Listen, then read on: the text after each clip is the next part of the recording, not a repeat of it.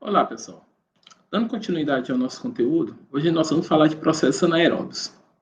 Os processos anaeróbios, pessoal, estão na nossa vida presentes em vários campos de atuação, seja naturalmente na nossa fisiologia, seja nos processos industriais, aí a gente tem um exemplo da fermentação de cerveja, seja no meio ambiente, que é o exemplo específico nosso, tratamento de resíduo, e nos aterros sanitários, tá bom? Porque a gente pode enquadrar tudo isso como questão do meio ambiente. Esses processos anaeróbios, eles têm alguma vantagem, tá? Quando a gente pensa no processo anaeróbico como forma de tratamento de águas residuais, vantagens. A gente tem uma economia com aeração, porque quando há necessidade de fazer de aeração mecânica, tá? Pessoal, de aeração mecânica, deixa eu só conferir se meu microfone tá ligado.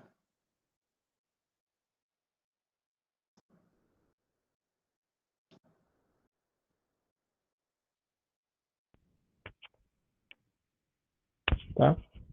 Acho que agora o microfone está ligado. Então, sendo assim, continuando, então, o processo de anaeróbio para tratamento de águas residuárias tem algumas vantagens e limitações. Algumas vantagens: economia com aeração. Por que isso? Se o sistema anaeróbio, com certeza é um ambiente sem oxigênio. E quando trabalha com o sistema aeróbio para a introdução de oxigênio, eu preciso utilizar grandes aeradores e equipamento adequado para a introdução de injeção, né, de ar de oxigênio nesse efluente. Então, não precisar desses equipamentos é sim uma economia.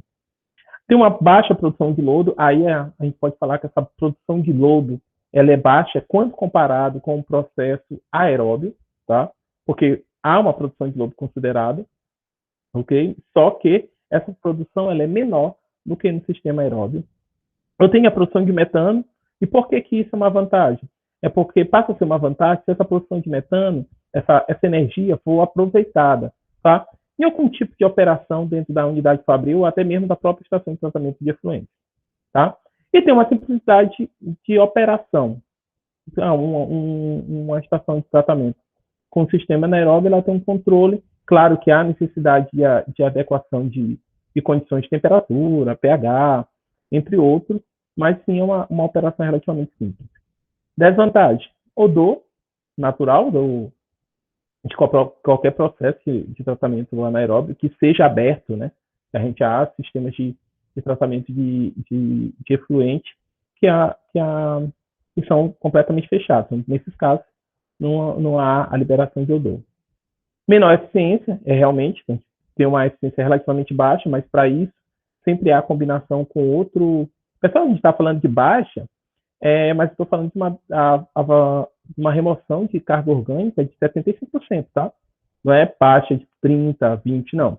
A gente está falando baixa que não há a completa degradação da matéria orgânica, da matéria orgânica, tá bom?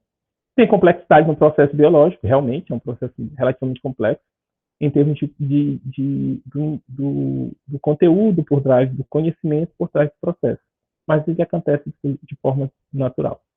E a utilização desses processos anaeróbicos de forma empírica, né? Dado alguns processos serem simples, como aí a gente pode falar das fossas sépticas, né? Então, corre o risco de esse empirismo, entender que é simples e qualquer um pode fazer, gerar alguns erros que podem causar, inclusive, danos desse contaminação de lençóis freáticos. O processo microbiológico ele é basicamente dividido em 4 pontos, tá? Hidrólise, acidogênese, acetogênese e metanogênese. Em sequência, essas reações vão se dar por redução da complexidade da molécula. Por exemplo, na hidrólise, você vai uma molécula mais complexa, um polimérico, um carboidrato, uma molécula celulósica, uma molécula de lipídio, então você tem uma molécula maior. E essa molécula mais complexa, ela vai ser quebrada por essas bactérias hidrolíticas, tá? Ela vai ser quebrada. E assim, essa quebra leva molécula mais simples para a etapa de acidogênese, onde eu, a partir dessas moléculas mais simples, eu tenho a produção de ácidos orgânicos, álcools, cetonas, por essas bactérias fermentativas, que, por sua vez, passam a sofrer a ação das bactérias acetogênicas, tá? E essas acetogênicas, elas vão produzir acetato a partir do produto gerado da citogênese. A partir dos ácidos orgânicos, dos ácidos da acetona, eu vou ter a formação de acetato, hidrogênio, dióxido de carbono, álcools mais simples, né, por meio da acetogênese. E, por fim, eu tenho a metanogênese, onde eu vou ter a formação do metano, tá? Esse metano vai ser produzido por essas bactérias, ou arqueias, metanogênicas hidrogenotróficas, tá bom? Então, basicamente, o processo microbiológico se dá nessas 4 etapas: numa hidrólise, numa acetogênese, numa acetogênese e, por fim, na metanogênese, onde, na primeira etapa, vou ter essa hidrólise, vou ter que quebrar as moléculas mais complexas por um meio possivelmente ácido. Depois eu vou ter a citogênese, devido à formação desses ácidos. Eu vou ter um ambiente aí, a gente pode esperar um ambiente com pH mais baixo, até a formação desses acetatos e a posterior consumo desses acetatos para a produção do metano. Aí a gente tem hidrólise, acetogênese, acetogênese e metanogênese. Certinho? Isso basicamente acontece como mostra assim, esse fluxograma, tá? A gente tem ali o polímero complexo. Pessoal, esse polímero complexo pode ser uma celulose, polissacarídeo, proteína, lipídio, tá? Aí nós vamos ter essas bactérias que vão fazer a hidrólise e eu vou ter monômeros dessas moléculas, ter pedaços menores dessas moléculas mais complexas, tá bom? Essas moléculas vão passar por um processo que esses monômeros, que pode ser açúcar, aminoácidos, entre outros, ele vai sofrer fermentação. E eu vou ter aí, claro, tem 2 possibilidades, né? Eu vou ter formulações de ciproprionatos, burinatos, assim sucessivamente, e do dióxido de carbono e hidrogênio, tá? Mas, a princípio, em todos os caminhos, eu vou ter a formação do acetato, seja que tendo como intermediário dessa fermentação a formação do hidrogênio CO2 ou desses propionatos e butiratos, tá bom? Então, eu vou ter a formação do acetato e esse acetato vai ser matéria-prima para os micro-organismos metanogênicos, tá? Realizar a produção de metano e CO2. Então, eu tenho aquela equação que a gente já conhece, né? Sendo bem genérico, né? A gente tem aquela equação geral que eu tenho o carboidrato. Esse carboidrato em um ambiente anóxido, né? Sem oxigênio, ele vai ser degradado e eu vou ter a liberação de CO2 e metano, especialmente. Ok? Isso é mais ou menos como se dá o processo da microbiologia anaeróbia. Lembrando que sempre a gente vai ter as quebras, né, dessas moléculas, tá? Em moléculas mais simples que vão ser consumidas por esse micro-organismo específico. Aí nós temos fotos de algumas desses micro-organismos, né? Aqui também. Tá? Nesse processo, para que ele que aconteça, a gente precisa, naturalmente, de algumas condições. Inclusive, essas condições ambientais, pessoal, elas são controladas pela operação da estação de tratamento de efluentes. Tá? Ausência de oxigênio, não. Claro que isso não. Tá? Isso é questão de projeto. Ausência de oxigênio, disponibilidade de nutrientes, sim, isso é uma coisa que é acompanhada com medidas de DQO, DBO, relações FM. E aí está falando, DQO 500, 5,1. Lembrando que esses valores são tabelados, mas eles vão depender muito da característica do efluente da unidade fabril. pH neutro, isso para metanogênese, né, uma faixa de pH aí ao redor de 7, não precisa ser exatamente 7, mas um pH aí por volta da neutralidade. O sistema anaeróbio ele pode ser adaptável, contudo, ele pode ser adaptado a substâncias tóxicas. Contudo, eles são relativamente frágeis, sujeitos a desequilíbrios de ambiente. Por exemplo, eu posso ter uma descarga excessiva de pH, eu posso ter uma mudança drástica de pH, uma carga orgânica mais alta do que o comum, um choque muito, muito grande. Pessoal, o que eu quero falar com choque de carga orgânica? Por exemplo, eu estou entrando, sei lá, 100 miligramas litros de 100 miligramas de... Miligrama não, o número é muito irrisório. Sei lá, eu estou com uma vazão, uma carga orgânica de 100 entrando na estação, tá? Aí, de repente, passa a entrar uma carga orgânica de 600, tá? Os micro-organismos estavam adaptados naquele momento a um consumo de carga orgânica baixo. Aí, de repente, eu tenho um choque muito alto, eu posso causar algum tipo de inativação desse micro-organismo e ter até a perda deles. Tá? E eles também são muito dependentes, a manutenção desse meio, né, e a eficiência deles são dependentes da variação de temperatura.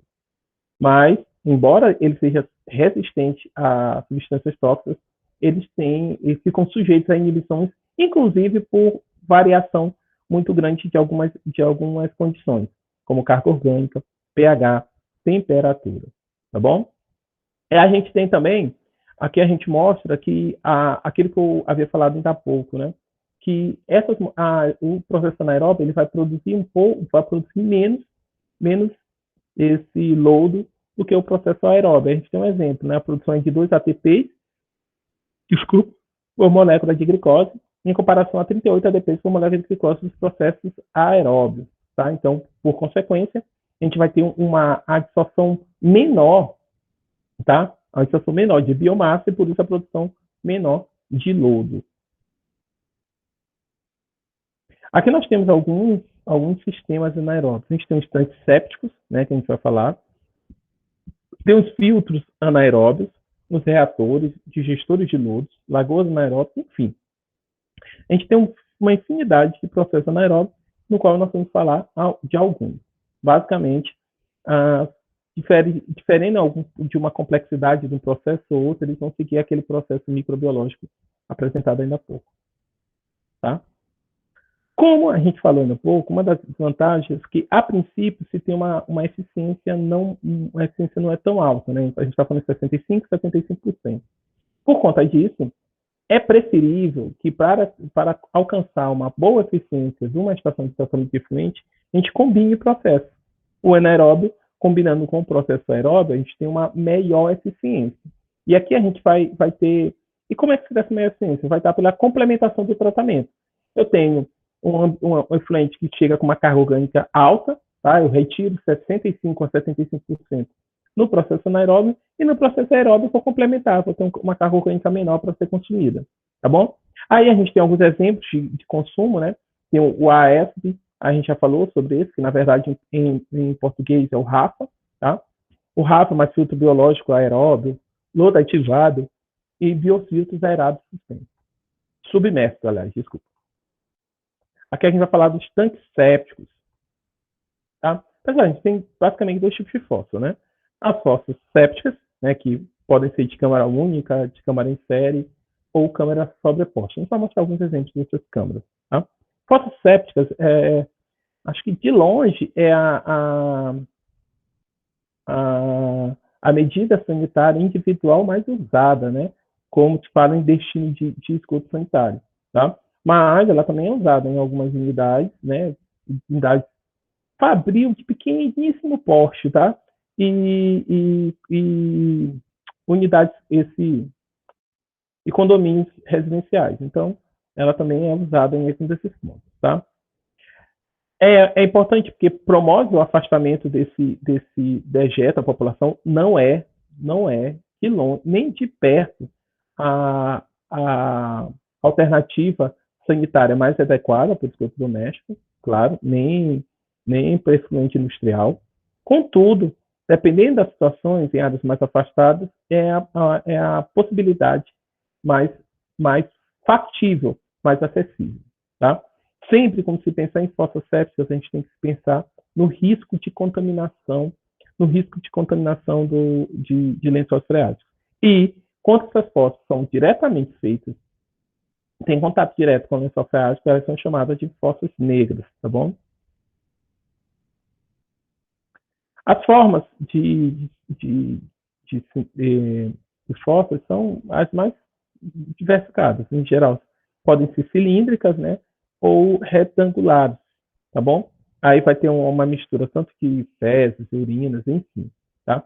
Por vezes, algumas dessas fossas, a gente vai mostrar alguns métodos, elas são feitas de formas a liberar, coloca que essas paredes das fossas são semipermeáveis para liberar paulatinamente o efluente, né, o esgoto, vamos chamar esse esgoto de degradado, devidamente.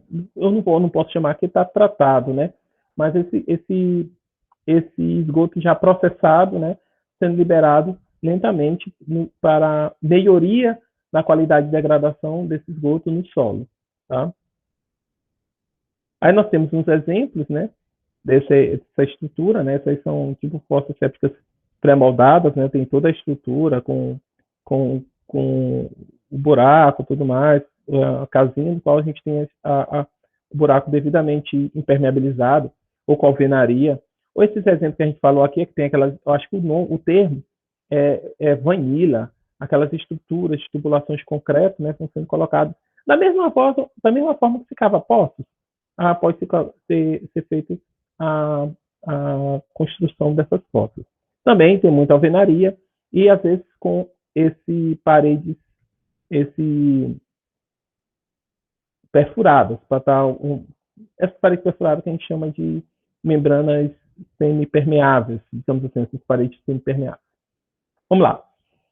A gente tem aqui o dimensionamento dessas fossas são de acordo com o consumo per capita, né? O período de utilização delas é 4, 8 anos, elas não têm uma vida útil muito longa, né? Há sempre a necessidade de material ser retirado. Vocês devem acompanhar na cidade, né? Sempre tem esses caminhões, né, de limpeza de fossas, sobretudo muito em condomínios fechados, que é uma opção, uma alternativa de destino de esgoto, escolhido muito por esse tipo de empreendimento, né, empreendimento imobiliário, tá bom? Aí nós tem que ser sempre aquele cuidado de estar da distância do lençol freático, inclusive essa questão não só da distância, mas também da localização em função da diferença de nível desse terreno, tá? Aí aquilo que eu falei ainda há pouco, né, que quando o lençol freático está em contato com o fundo da escavação, a unidade chamada de fossa negra, tá? E claro, naturalmente, o risco de contaminação, se dá para chamar de risco, algo com uma contaminação quase certa como essa, é muito maior. Mas sempre as fossas sépticas acabam sendo um risco de contaminação, sobretudo por lençóis freáticos, tá? A gente pode ter, as câmaras são construídas abaixo da superfície, né, para reter sólidos de esgoto doméstico, lodo, escuma, né? Os domicílios ou pequenas populações são atendidos por esse tipo de coleta de esgoto, que não são atendidas, então há necessidade de tomar alguma ação. E são dimensionadas para segmentação e digestão. Não é um processo só de separação do material precipitável, tá? Sedimentável, mas também acontece um processo de digestão anaeróbia nesses fósseis, tá bom? Mais uma vez, necessidade de limpeza periódica e há vários tipos, né? A gente pode ter uma câmara única, eu posso ter câmaras em série em uma fossa. Aqui é um exemplo de uma câmara única, tá? Onde eu tenho um afluente entrando na fossa aí, a gente está vendo o corte superior, e eu tenho uma parede, um anteparo, tá? Que tem para facilitar a precipitação de materiais mais pesados, e a partir que esse material vai sendo degradado, eu tenho na superfície livre aí da fossa, na superfície livre, a gente vai ter já um efluente menos carregado de carga orgânica. Aqui é um projeto, tanto de uma estrutura prismática como cilíndrica, dessa mesma linha aqui, com esse anteparo, tanto na entrada do afluente como na saída do afluente. A gente tem essas câmeras que são em série, eu tenho uma câmera inicialmente, aí essa câmera vai encher. Às vezes, pessoal, essa parede que separa uma câmera da outra, ela também é impermeável, ela também é semi-permeável. Tem perfurações para favorecer a troca, não do material mais denso, de material orgânico, mas a partir que esse efluente vai sendo digerido, né, anaerobicamente falando, ele vai sendo digerido, ele vai liberando o líquido mais livre de matéria orgânica. E pronto, e vai sendo descartado. Esse descarte, aí tem uns meios que eu vou mostrar para vocês daqui a pouco. Aqui o projeto em si, né? Essa figura não ficou muito legal, porque é a figura de um livro, tá, pessoal? Aí não dá para vocês terem ideia. Mas dá para ver que a parede, né? A perfuração que a gente viu ali, ela é no meio da parede, né? No meio da parede que separa as câmeras, tá? Mas também tem a oportunidade de passar por cima da parede. Aí esse material já é um material meio que livre do material que decantou e foi digerido. Lembrando que essas fossas sépticas, elas tanto têm um processo de segmentação, como também tem um processo de digestão anaeróbica. Aí a gente tem um exemplo já também de uma câmara séptica, só que ela com cilíndrica, né? Então, o que a gente tem? A gente tem um efluente entrando numa câmara, aí esse efluente, quando aí já tem um certo tempo de tratamento, a partir que esse esgoto ele vai sendo digerido, né? Passa por uma câmara, também vai alcançar uma certa altura, como a gente pode ver pela figura do lado, e vai passar por outra câmara sucessivamente. Então, quando se tem essas câmaras de fezes, tem uma probabilidade, tem uma tendência maior de tu ter um efluente melhor, com uma qualidade melhor do que o de uma única câmara. Porque tu tem 2 ou 3 oportunidades de segmentação e digestão do esgoto. Aí é um tanque séptico, né, com câmeras sobrepostas, né? Aí, nesse caso, o afluente entra ali no meio e o material ele é dirigido já para o final, pro fundo da fossa, tá? E eu já fico com aquele efluente menos carregado de matéria orgânica. Aí o projeto. Aqui são de dados de dimensionamento, tá, pessoal? Também, porque para esses cálculos eu tenho que considerar o padrão de vida, né, das pessoas que ocupam aquela região e ter o valor per capita. Mesma coisa aqui, eu vou ter o tempo de detenção hidráulica, né, que a gente chama de tempo de residência. Esse cálculo de dimensionamento, tá, pessoal? Vou passar direto. Vamos lá. Falei para vocês ainda agora que é a questão da disposição dos efluentes da fossa séptica, né? Aí nós temos 4 principais. Tem sumidouro, vala de infiltração, vala de filtração e filtros anaeróbios, tá? Os sumidouros, tá? Esse aí a gente tem, é o que eu venho falando, né? Eu tenho as escavações nas paredes, né, de tijolo, madeira, elas são permeáveis, tá? Por que elas são permeáveis? Eu tenho hora que eu coloco os tijolos espaçados, eu não junto, eu coloco um tijolo aqui, outro aqui e outro aqui em cima, então eu fico com espaços. Acho que vocês já viram construções dessas parecidas. Sempre eu tenho um espaço. O que acontece? Eu não deixo a alvenaria completamente fechada. Eu deixo um espaço para que, quando esse esgoto tiver reduzido a sua carga de matéria orgânica, ele seja destinado, né, a base, né, para o solo, para que aí também tenha um processo de degradação e uma destinação desse efluente, tá? Isso pode ser feito tanto em cilíndricos, tá? Em fossas cilíndricas como prismáticas, tá bom? Vocês entenderam basicamente como é que é? A gente está vendo esse desenho aí embaixo, tá? E está vendo que ora tem tijolo, ora não tem. Isso aí são espaços vazios. Essa é para ficar permeável o efluente para o solo. Claro que quando a gente pensa em fazer uma disposição de efluentes da fossa desse jeito, é esperado que se preocupe com as características do solo. Porque eu posso ter um solo em que eu não tenha nenhum tipo de capacidade de infiltração, tá? Como uma rocha, argila compactada, tá? E menor que 20 de infiltração, ou eu posso ter uma infiltração muito alta, como a questão aí o número 5, né? Das areias grossas. Qual é a questão? Vai depender das características, tanto do efluente, tá? Da quantidade da vazão de efluentes que eu tenho nessa alternativa sanitária, tá? E o terreno, por exemplo, digamos que eu coloque uma fossa no ambiente que eu tenho um lençol freático acessível, perto. Então, se esse terreno for arenoso, eu tenho uma grande probabilidade de, se eu colocar um sumidouro, eu vou contaminar esse lençol freático. Então, essas questões que têm que ser consideradas. Se essa alternativa de sumidouro, para o tipo de solo no qual está instalado essa fossa séptica, ele é adequado sanitariamente. O que quer dizer com isso? Tem risco de contaminação do lençol freático ou não? Tá? Então, essas questões têm que ser levadas em consideração. Aí, mais um exemplo, nesse tipo de estrutura. Aqui no prismático, a gente está vendo um desenho aqui à direita, né? A gente tem aí 3 câmaras, né? Outra forma é essas valas de infiltração, tá? Aí a gente vai ter uma maior distribuição. Não sei se você consegue perceber nesse desenho, a gente tem ali a casa, né? A unidade residencial. Essa unidade residencial tem ali a fossa, aí não dá para saber que tipo de fossa é. Assim, é uma fossa séptica, fato. Mas não dá para saber se é aqui uma câmara, duas câmaras, enfim.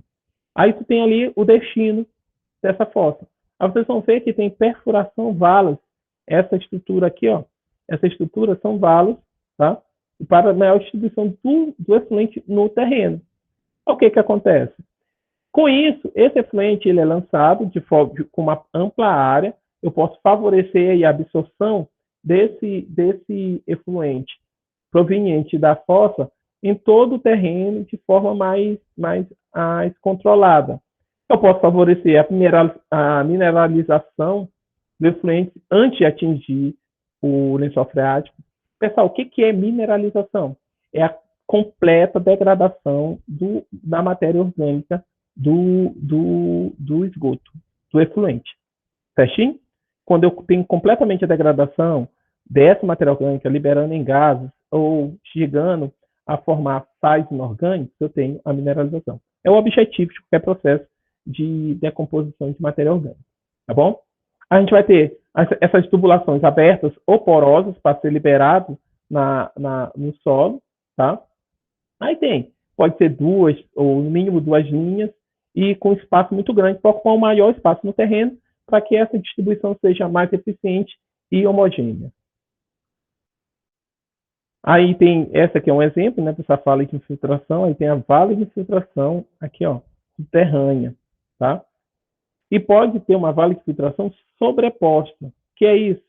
Eu vou ter duas valas de filtração, tá? Eu vou ter uma parte inferior e outra superior. Como é que vai funcionar? Vai ter a mesma função da que a gente falou ainda há pouco.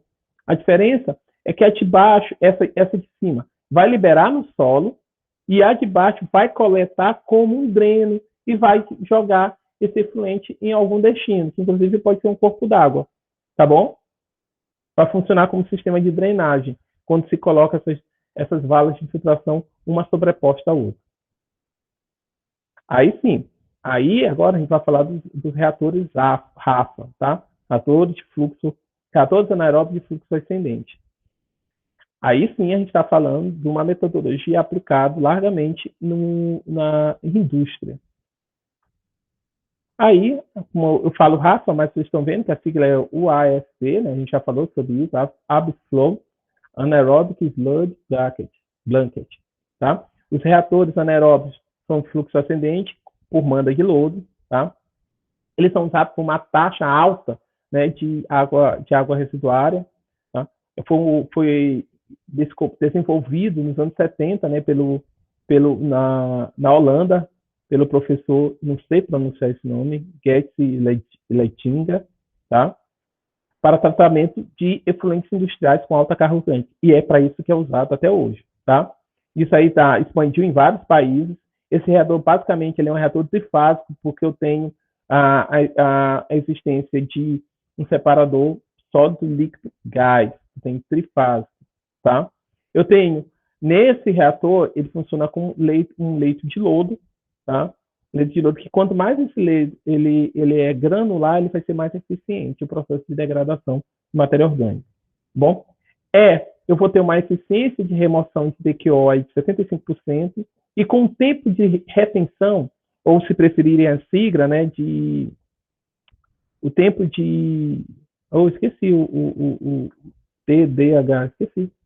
Está bem aqui.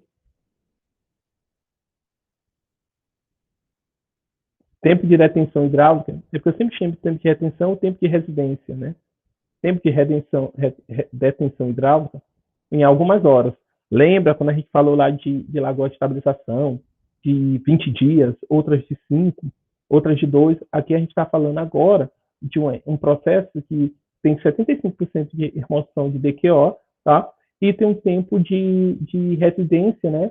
De algumas horas. A gente está falando de 2, 3 horas, tá? Então, dado isso, isso aí pode ser uma das explicações da utilização desse método de tratamento de efluentes em unidades fabris largamente em todo o planeta, tá bom? Inclusive, aqui na cidade de São Luís, essas estações de tratamento que temos aí elas são todas elas têm um reator WASB ou RAFA, como preferirem, tá bom? O separador de fase que impede, né, a perda excessiva de sólido, garantindo aí um alto tempo de retenção das células dos reatores. O que quer dizer esse alto tempo de retenção celular nos reatores? É porque ele inibe a perda dos micro-organismos, tá? Então, vou mostrar mais ou menos por que isso é importante. Aqui a gente está vendo aqui um perfil do reator de fluxo ascendente, um reator anaeróbio de fluxo ascendente, tá bom? A gente tem, eu acho que eu já expliquei um pouco disso aí em outra aula, mas vamos voltar aqui. Esses pontos bem pretos aí, e nessa parte inferior desse reator, tá? Parte inferior do reator, a gente tem escrito leito de lodo e manta de lodo. Esse ali é onde acontece a digestão, onde acontece o processo de degradação. É onde esses micro-organismos trabalham, quebrando aquelas moléculas complexas de polissacarídeos, de lipídios, e que acontece todo aquele processo de hidrólise, tá? Hidrólise, acidogênese, acetogênese e metanogênese, tá? Tudo acontece nesse espaço aí, onde a gente chama, nessa área, onde eu tenho o leito de lodo e a manta de lodo. Qual é a diferença? É que nesse leito de lodo é onde eu tenho o lodo mais concentrado. Naturalmente, como ele é de fluxo ascendente, o que acontece? O efluente a ser tratado, ele entra de baixo para cima no processo de tratamento. Então, como ele entra de baixo para cima, o que acontece? Quando esse fluxo chega, ele levanta esse leito de lodo. Então, eu tenho aí na parte da manta uma área onde eu tenho uma densidade maior de micro-organismos para fazer a degradação. Essa densidade maior está embaixo, tá? Onde eu tenho esses pontos pretos. E, naturalmente, durante esse processo de degradação microbiológica, lembra que a gente mostrou o que for formar? No final, eu vou ter a formação de CO2 e metano, tá? Então, esses gases, especialmente o metano, ele vai subir e eu vou chegar ali na parte do separador de gases, tá? Esse sistema, eu tenho aqui tanto separador de gases como defletor, que é essa parte aí que parece um triângulo do lado.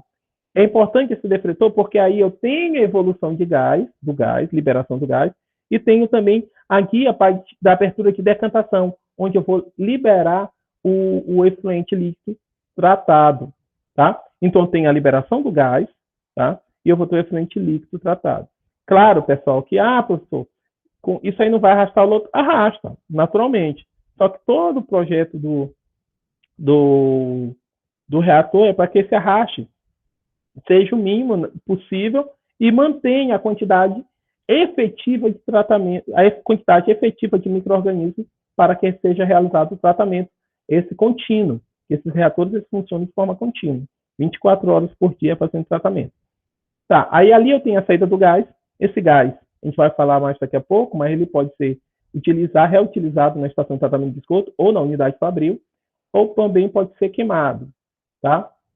Por que queimar? Porque a gente está falando de metano. Professor, mas a gente vai queimar, vai gerar CO2. Sim, mas aí o metano ele tem uma eficiência muito maior do CO2 do que o CO2 no processo de efeito estufa. Aí é aquilo que a gente já falou, né? O lodo floculento, o granular, dependendo das condições operacionais. Dependendo de como são as condições operacionais, o lodo pode ser floculento ou granular. O que é preferível? É o lodo granular, tá? Ele vai ter melhor sedimentabilidade e, naturalmente, o lodo granular é um micro-organismo mais saudável, por assim dizer, tá? Mais eficiente.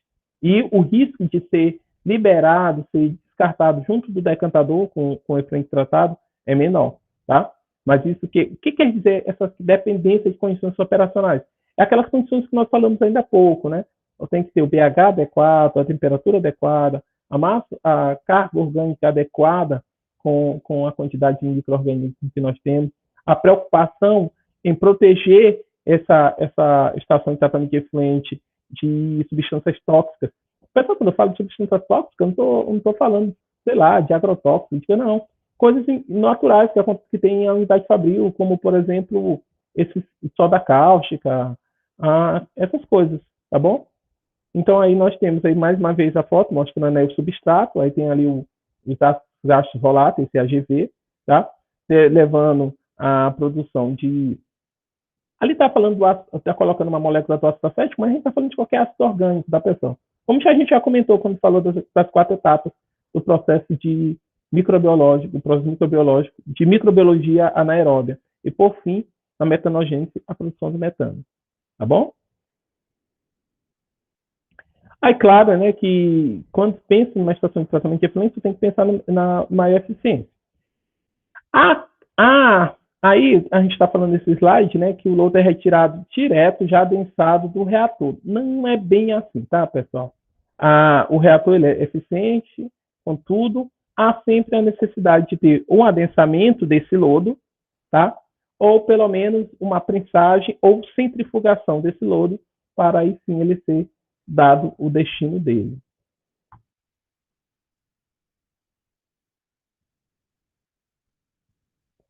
Vamos lá.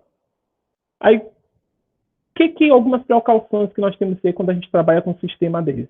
Como vocês verem, ele é eficiente? É. Mas também ele é sensível, precisa de alguns controles. Então tem que ter um tratamento preliminar, tá? Eu falei, a gente vai falar de tratamento preliminar, por exemplo, decantadores, mas em algumas estações, esse tratamento preliminar é um equalizador. O que é esse equalizador? É um grande tanque que acumula esse efluente antes de ser lançado dentro do sistema anaeróbio. Por que isso é importante? Porque é para equalizar, tá? O termo é exatamente isso, equalizar condições do efluente, aquilo que eu falei, equalizar a matéria orgânica, equalizar temperatura, equalizar o pH. Então, impede, eu tendo um tratamento preliminar, impede choques, seja de matéria orgânica, seja de pH e seja de temperatura no reator anaeróbio. Então, ele precisa ser protegido. Além desse pré-tratamento, né, esse tratamento preliminar primário, na verdade, tem um decantador, um equalizador, é importante também ter um preliminar, especialmente com a presença de peneiras. Não basta só ter a caixa de areia, só a gradeamento, precisa ter peneiras com granometria menor para proteger. Especialmente quando a gente trata de reter material que é refratário, tá? Portanto, não é biodegradável, tá? E são de pequena granometria e podem gerar problema do funcionamento desse reator, tá bom? Além de gerar problemas de obstrução das tubulações que distribuem o efluente. E isso é importante, tá, pessoal? Essa distribuição do efluente, o controle da velocidade, como esse efluente é distribuído, a homogeneidade da distribuição desse efluente, para que não tenha caminhos preferenciais no leito de lodo e assim ter uma perda da eficiência do processo de degradação, tá? Um dos problemas também é a formação de escuma. Eu vou mostrar onde os setores que formam escuma, que podem, inclusive, inutilizar o reator anaeróbio, tá? Aquilo que eu falei, a faixa adequada de carga hidráulica, né? Tá? Seja material orgânico, seja de esgoto industrial ou doméstico, tá bom? A velocidade de subida do efluente, isso eu já falei. E o sistema de distribuição. Esse sistema de distribuição de efluente ele é muito importante para garantir o bom funcionamento do reator, tá? Para garantir a boa mistura e a boa distribuição. Há necessidade de limpeza periódica de escuma e lodos, tá? Principais problemas operacionais. Dispositivos de entrada, saída, obstrução. Pessoal, essa obstrução acontece comumente. Se não tiver... Na verdade, pessoal, todo problema aí, obstrução, mau odor, eles são intrínsecos... O mau odor é intrínseco do processo, de qualquer processo de tratamento de efluente, que seja aberto, tá bom? Vamos começar por aí. Agora, essa obstrução dispositiva, a geração excessiva de escuma, ela está muito associada à eficiência do processo. Se o teu reator não está funcionando com a eficiência adequada, não está degradando adequadamente, vai ter mais problemas, inclusive essa geração de escuma. Uma transportação de tratamento de efluente fluindo, funcionando muito bem, tá?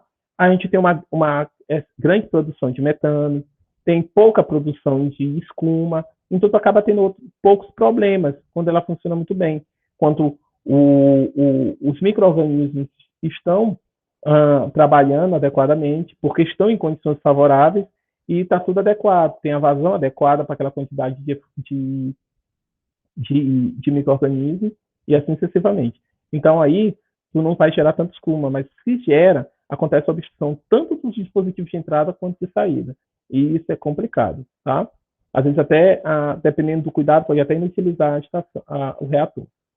Uma odor, claro, né? Ácido sulfídrico, tá bom? E outros gases, corrosão, mesma razão, tá? A gente já falou, né, do acúmulo de escuma, né? Isso gera obstrução, tá? Inclusive no decantador. Vocês percebem que eu estou falando de principais problemas operacionais. Um é odor, que é natural, o outro é corrosão em função da produção do ácido, o restante tudo é pela geração de escuma e espuma. Tá? Então, tem que ter cuidado com isso. Aí a gente está falando já de questões de cálculo, não vou me ater. Também. Aqui, pessoal, a gente também tem uma visão aí de como é essa extração, esse reator.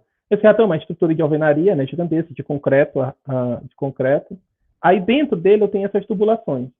Vocês estão vendo essa parte circular em cima? Essa parte circular em cima, ele é o compartimento de distribuição do afluente. Ou seja, o afluente entra por ali, tá, pelo meio, vai naquelas tubulações que vocês estão vendo lá embaixo com as setinhas subindo, desce para aquelas tubulações e ali ele vai ser distribuído dentro da estação do reator e vai subir e ser degradado na manda de lodo, e aí ele vai ser separado por esses separadores trifásicos, quando vai indicar o caminho preferencial para o gás e o outro para a decantação. Então é praticamente assim. Professor, mas você não falou que o fluxo é ascendente? Tá? Só que ele entra ali por cima para utilizar a gravidade, e esse fluente vai até a parte de baixo, dentro da tubulação, sem contato com a manta de lodo, e lá embaixo ele é distribuído. Tá? E essa velocidade de distribuição, esse cálculo de distribuição da quantidade desses compartilhamentos de distribuição de efluentes, eles são importantes. Tá? E, por fim, a gente tem o efluente saindo também ali por cima pelos decantadores.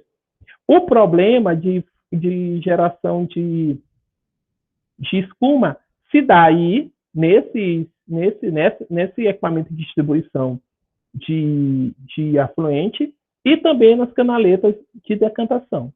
Tá bom? Lembrando ali que ali a gente tem as estruturas ali que são os separadores trifásicos que a gente mostrou no desenho, numa figura atrás. Tá bom? Continuando.